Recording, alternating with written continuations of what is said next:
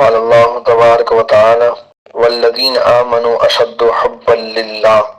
قرآن مجید میں اللہ رب العزت نے ارشاد فرمایا والذین آمنوا اشد حبا للہ، اور وہ لوگ جو ایمان لائے اللہ تعالیٰ سے شدید محبت رکھتے ہیں۔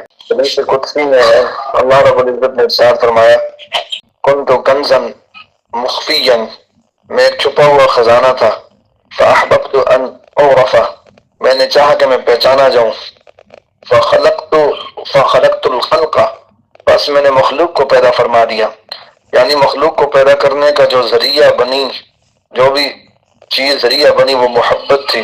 ایمان والوں کو اللہ تعالیٰ سے شدید محبت ہوتی ہے۔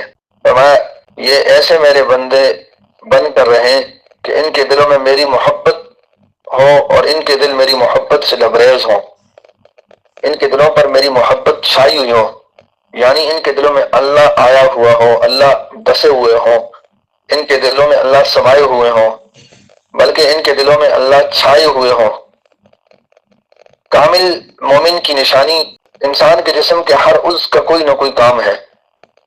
آنکھ کا کام دیکھنا ہے، کان کا کام سننا ہے، زبان کا کام بولنا ہے، دل کا کام محبت کرنا ہے۔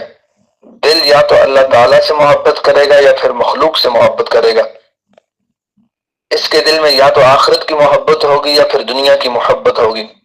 آخرت کی محبت سے دل میں نیکی کا شوق پیدا ہوگا، جبکہ دنیا کی محبت کے بارے میں حدیث مبارکہ کے اندر آتا ہے حب الدنیا رأس کل خطیۃ، کہ دنیا کی محبت تمام برائیوں کی جڑ ہے۔